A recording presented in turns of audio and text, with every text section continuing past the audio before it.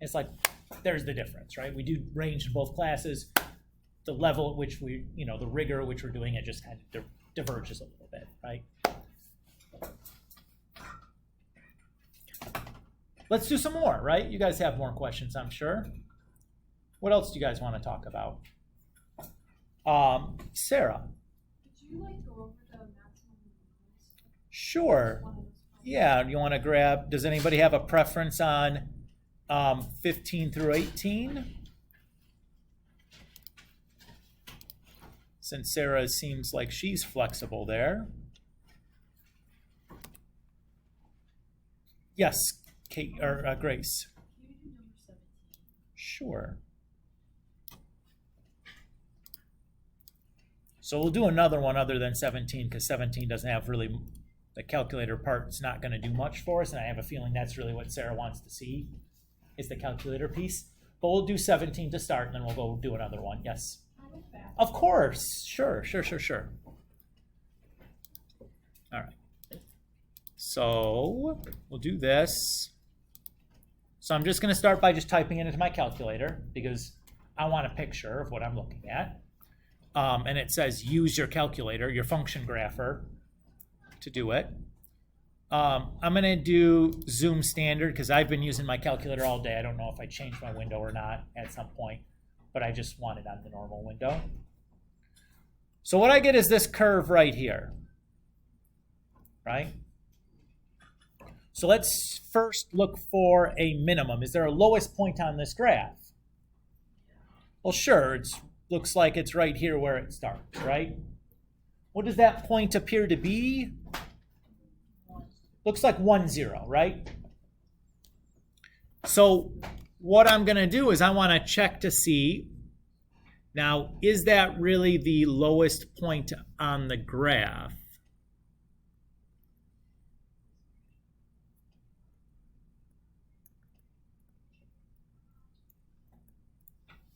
So first things first, I want to check to make sure 1, 0 is actually a point on the graph. If I plug 1 in for x, I have 1 times the square root of 1 minus 1. Well, that does simplify down to 0, so I'm convinced 1, 0 is a point on this graph. Everybody cool? Now, if I move a little bit to the left, is there a point, another point to the left of that one, right, that would potentially be lower? And you should be able to see that no, because as soon as I plug in a value for x that's less than 1, I'm going to have a negative number underneath my radical. And I know that can't happen. Everybody's okay? Why is the negative under a radical bad? Makes a non-real number, an imaginary number. You get the i's, right? You remember the i's? Okay. So I'm convinced that's my absolute minimum. Grace, you happy there?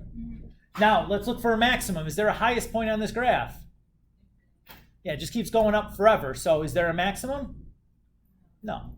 And we're done. That's pretty boring.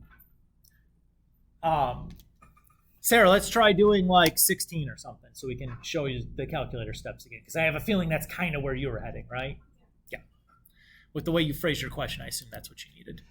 But then I did somebody pick one, and then the one we picked was the one you didn't need the calculator for.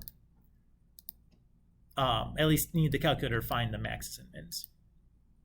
So I'm just going to start by typing this thing in. To get these exponents that are bigger than 2, you just use this caret button above the division sign, and that'll move your cursor into the exponent. You can type whatever number you want there. Just make sure you press the right button when you're done typing to move your cursor back to the main line, so you'd end up with like everything in the exponent going, oh, that doesn't look like what I want to type in.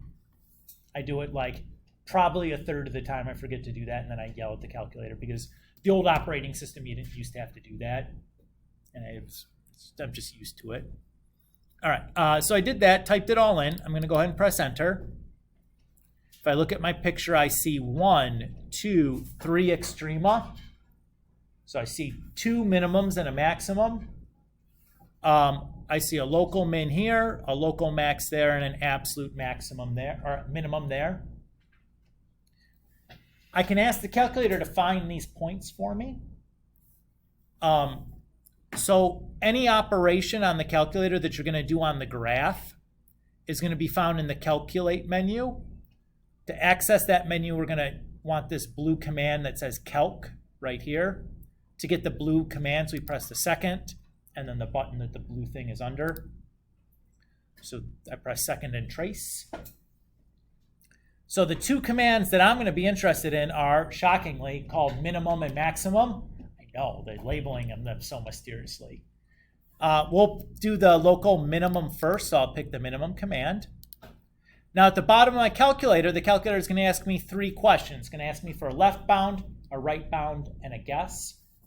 So the left bound is asking, the calculator is asking me for a point on the left side of where my minimum is.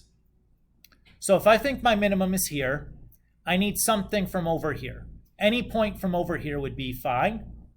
So I'm just going to move my cursor, which I can see flashing right around here, just using the left and right arrows, to somewhere to the left of where that minimum is, and then I'll press enter. The question now changes to right bound. So now I'm going to move to the right side of where that minimum is, but I have to be a little bit careful because I have other extrema after that local minimum. I don't want to pass any of those other extrema when I pick my right bound.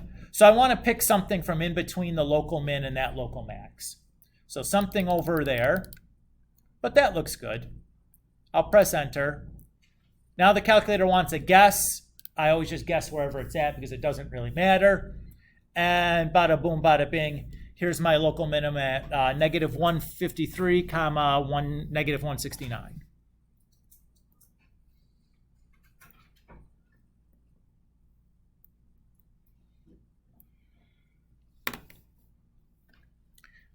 To find the local maximum, it's the exact same kind of step. So I'm going to press second and trace. This time I'm going to pick the maximum command though. The questions it's going to ask are exactly the same. So again, if I look at my maximum, on either side of it is another extrema. So I need to be a little bit careful when I pick my bounds. I want to make sure I pick my left bound in between the local max and local min. That looks good. And I'll pick my right bound in between that local max and that local min.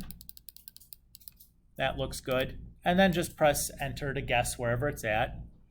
So there's my local max. That's negative 0.10305.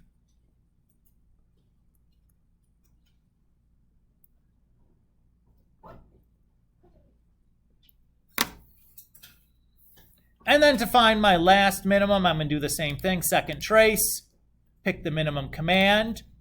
I'm going to move my cursor somewhere here between the local max and the local min for the left bound. And just press enter. Move my cursor somewhere over here. Since there's no other extrema to the right, it doesn't really matter where over there I pick. It doesn't even have to be on the screen, like my cursor's up here somewhere. It's fine. Press enter, enter for a guess. And there we go, 162, negative 486.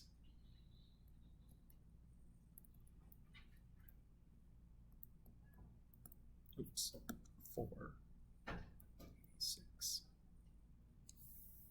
Feel okay there, Sarah? Yeah.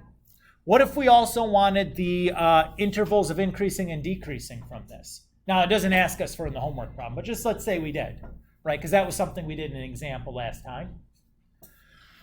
So if I look, remember we think about the little man walking along our graph. If we start on the far left, that little man is walking down, so that's an interval decreasing, all the way to that first local minimum. So since we start on the far left, that's negative infinity, all the way to the local minimum. And again, we're only using x's when we do our intervals of increasing and decreasing. It's only x values that we care about. Now we're right here at this local minimum. If our man starts walking, we change to uphill, and we stop walking uphill when we get to that local maximum. So we started at the local minimum, and we ended when we got to that local maximum.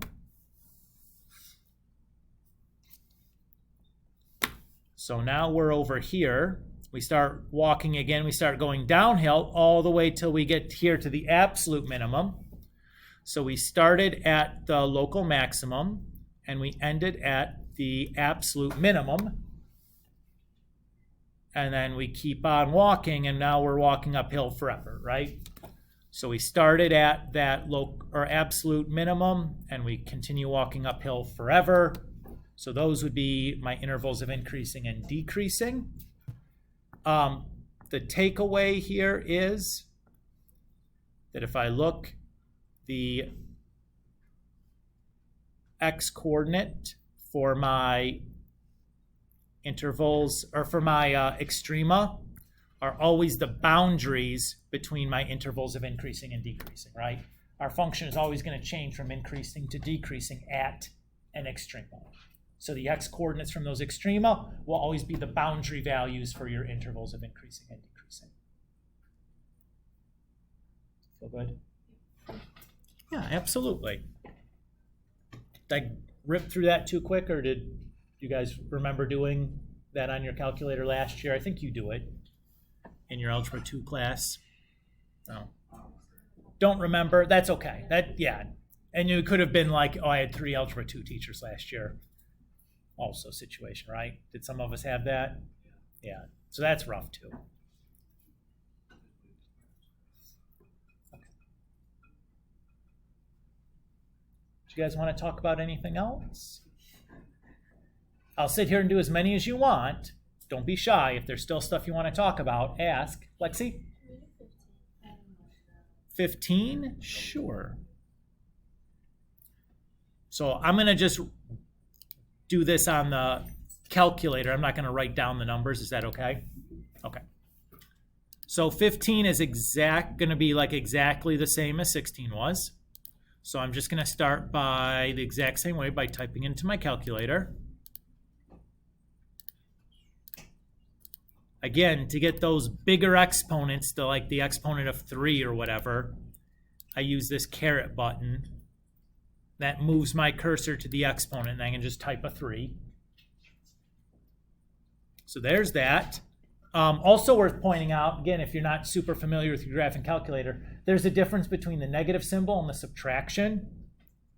So make sure you're being careful with that. If it's a negative, you got to use the negative symbol. If it's subtraction, you got to use the subtraction symbol. You can't use them interchangeably because they do different things.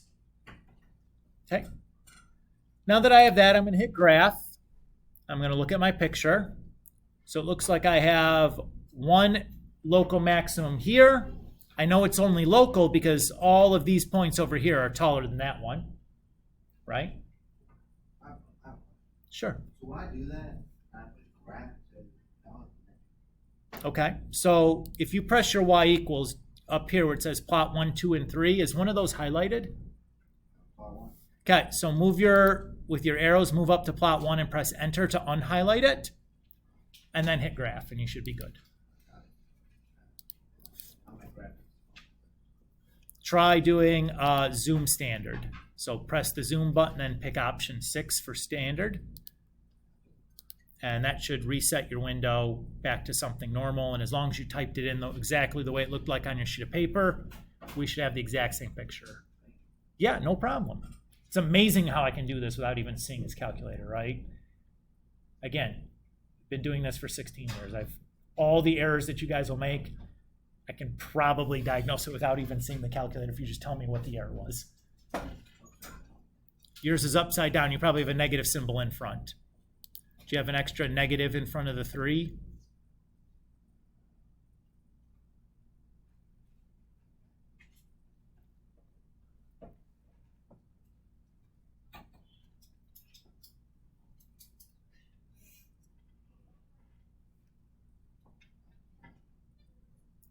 And you use subtractions everywhere. You don't have a negative sign instead of a subtraction symbol. Like these subtractions, or one of those accidentally used a negative symbol instead of a subtraction symbol. Go back over and type out subtraction in both those spots and then hit graph again and see if you don't get the same thing. Correct. Yes, sir. Absolutely. All right, Lexi, back to you. So we have our picture, right? Let's go and grab this local maximum. right here first. So second trace, pick the maximum command. For left bound, anywhere over here on the left side of it would be fine because there's no more extrema to the left. So that looks good. I'll press enter. For the right bound, I have to be a little bit careful because I got to make sure the left or the right bound, the point that I pick, happens before the next extrema. So I got to just pick something like right in here before I get to the next extrema. And then I'll hit guess, and I get negative 0.09, comma 205. Did that work for you, Lexi? Got it? Yeah. Okay. I'm just checking on you. You asked the question. It seemed like you're having a calculator problem. Yeah, I figured it. You got it? Okay. And then to do the minimum, let's try it together. Second trace. Minimum command. Try to pick your own left bound and right bound and pick your own guess. And see if you get 1.20, comma, negative 2 or 1.22. You can come in for a second. Yeah, I rounded to 2 decimal places. So I just rounded up. What's up? What would be a good time? Oh, can you give me like 15, 20 minutes?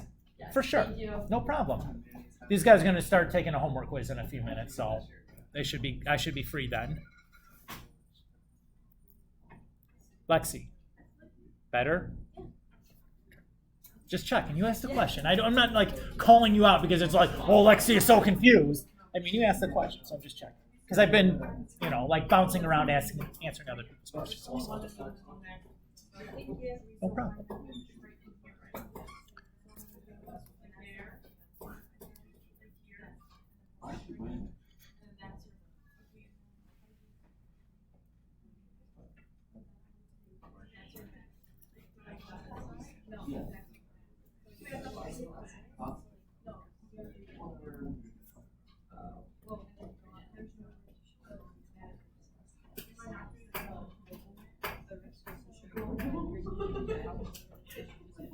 Yeah, on this picture, is there a global max or a global min? No, why not? I don't know. Is it there's only one dip down? Well, it's because you have an arrow pointing up, right? So there can be no tallest point because there's always another point after that one, correct? And there's an arrow pointing down. So any low point, you can always pick another point lower than that. This one will have only locals. If there were 2 pumps on it, then would I do? Not if there's an arrow pointing up and an arrow pointing down. Everything has to be local. Right? If it was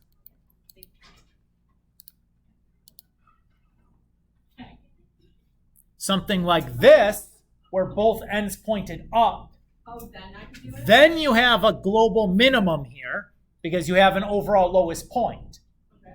In the previous graph where one end pointed up and one end pointed down, you can have no lowest point because there's always another point lower because that tail is going down forever.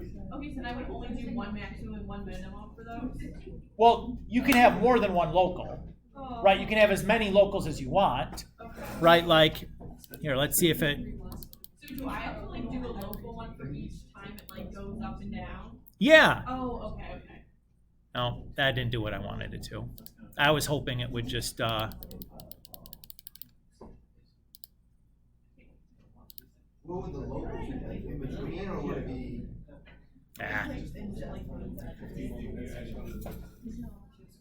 Oh, let's just do it this way.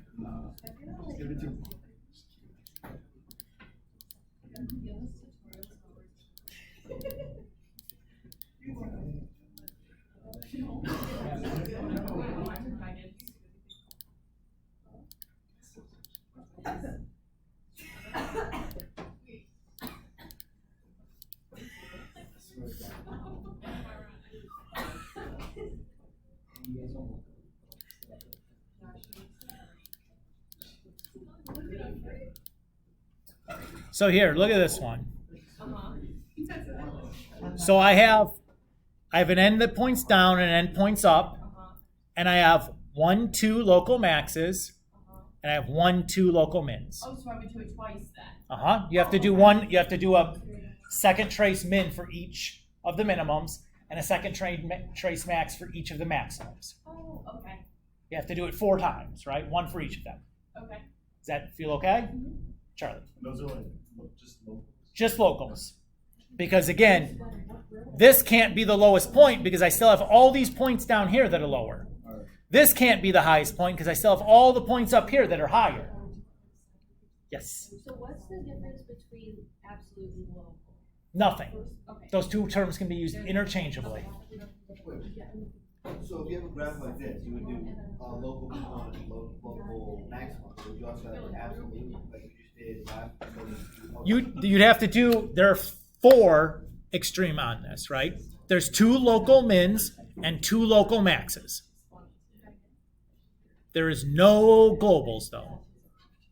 So like in 15 now, we only have, one minimum and one low max. We don't have to do except for the 2 local. Right, I'd have to do a maximum here, that's a local max. I have to do the minimum here, that's a local min. I have to do another maximum here, it's another local max. And I have to do the minimum command here, that's another local min. All of them are local because if I look the arrow pointing down, there's always a point lower than any point I choose. And because the arrow pointing up, there's always a point higher than any point I choose, right? So there's no overall highest or lowest. There's just locally, there's just the smartest kid in the class. There's no smartest kid in the school, right? It's just in your little neighborhood that you're the best. Does that feel okay? Jacob. Can we do like 12? Can you explain your range? Yeah, sure. Let's go have that already on here. So again, to do something like 12, I'm just going to type this into my calculator and look at the picture. And I just messed with my window there to get that picture as an example for Moira. And so I have to go fix this. Do I just call it Mora? It's like Laura with an F. Laura and Mora. Okay. I don't want to do like Moira and try to really Irish it up. It's a lot more fun to say, All right. So, range is about the y coordinate. So I want to start by looking for a lowest point on this graph. That appears to be this point right here. Agreed with that, Jacob? If I count, it looks like that's 3 over and 2 up, if I look at the scales. So 2 seems to be my lower bound for my range. Let's just confirm that by looking at our function. If I plug 3 in for x, I have the square root of 3 minus 3, which is just 0, and then plus 2. So 3, 2 is a point in my function. And if I pick anything smaller than 3, if I try to find a point further to the left that might be lower, anything smaller than 3, when I subtract 3, is a negative, and that's under the square root, which I know is no bueno. So I'm convinced that 3, 2 is the point furthest to the left and the lowest point in my graph. So that's going to be the start of my range. Are you cool with that?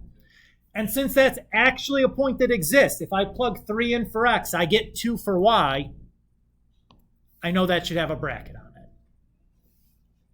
Now I'm going to look for a highest point on this graph. If I go and I look for a highest point, I notice as I move to the right, the graph just keeps getting higher and higher and higher, correct? Is there a highest point then? Infinity. So no, there's not a highest point. It just keeps going up forever. So we would just use infinity there. And those always get a parenthesis, and I'm done. Does that feel pretty good? Again, like the picture really makes it a lot easier to kind of see what's going on. I'm a visual person. I think as long as you know what you're looking at, and remember, like, okay, range is y's, and domain is x's, and I'm just looking for the smallest to the biggest, it's usually pretty straightforward, right? You just got to kind of keep in mind what it is you're trying to do and what it is I'm describing. Okie doke. All right, are we ready to try this? I'm probably not, but are we going to be more ready if I just keep talking about stuff? Yeah. You think so? You have more questions? I mean, we can do another one if you want to do another one. That's fine. I kind of feel like the same way. We've done this, and How many points did that? well, they're always 10, and it's just graded on like demonstration of understanding. It's not necessarily even right and Can I wrong. go to the bathroom real quick? Sure.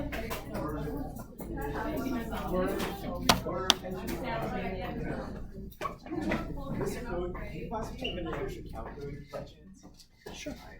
My sister loves mine this morning. Yeah, mine died. I have a, if you need a charger, there's chargers on the extension cord right under there. You can charge yours up on your thing. It doesn't have a battery.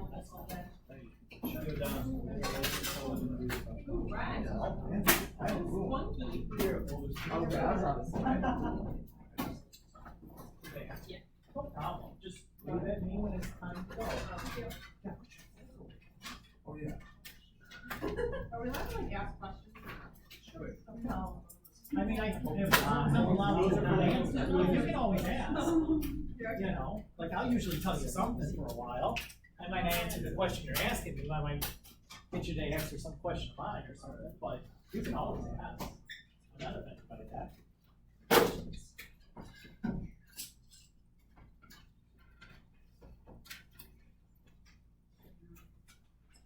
I'll take that. Sure. Yeah, just leave it in, you know, deal. Good luck with your, what do you call it? Just your performance. There you go. That's the word. That sounds good. All right.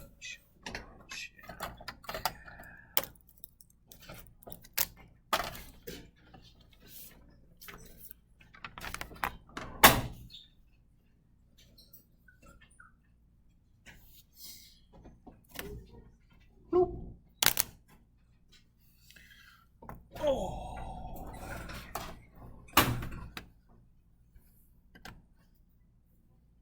Oh my goodness, what is it? Oh, that's why it's going up underneath.